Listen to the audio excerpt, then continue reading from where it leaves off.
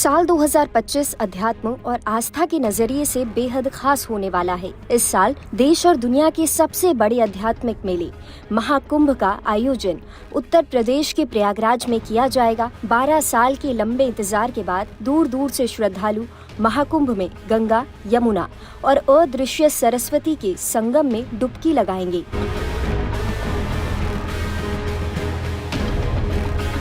महाकुंभ 13 जनवरी से शुरू होकर 26 फरवरी तक चलेगा। महाकुंभ में स्नान का अपना महत्व होता है, लेकिन शाही स्नान की तो बात ही कुछ और है। ज्योतिषाचार्य के अनुसार शाही स्नान करने से जन्म मृत्यु के चक्र से मुक्ति मिलती है और कई जन्मों के पाप भी समाप्त होते हैं।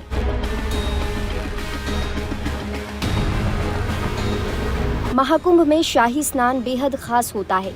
इसकी तिथियां पहले से ही तय होती हैं। इस साल शाही स्नान कब कब किया जाएगा, चलिए अब ये जानते हैं। 13 जनवरी को पूस पूर्णिमा के दिन पहला शाही स्नान होगा। 14 जनवरी को मकर संक्रांति के दिन दूसरा शाही स्नान किया जाएगा। 29 जनवरी यानी कि मौनी अमावस्या के दिन सबसे बड़ा शाही स्नान होगा। 13 फरवरी को बसंत पंचमी के दिन चौथा शाही स्नान होगा। 12 फरवरी को माघी पूर्णिमा के दिन 5वां शाही स्नान होगा। 26 फरवरी महाशिवरात्रि के दिन अंतिम शाही स्नान होगा। इन तिथियों पर साधु संतों का संगम, अखाड़ों की शोभा यात्रा और संगम तट पर डुबकी लगाते हुए श्रद्धालुओं का अद्भुत दृश्य देखने को मिलेगा।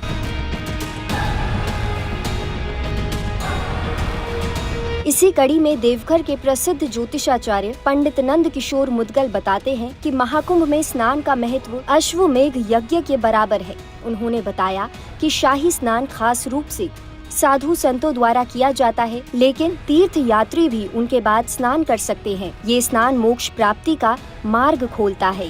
इस कुंभ में स्नान करने से मनुष्य का जो है कई जन्मों का पाप जो संचित रहता है, वह पाप उस प्रयाग में शाही स्नान के साथ ही समाप्त हो जाता है। सभी पाप नष्ट हो जाते हैं और शरीर में नकारात्मक ऊर्जा समाप्त होकर के सकारात्मक ऊर्जा का प्रवेश होता है।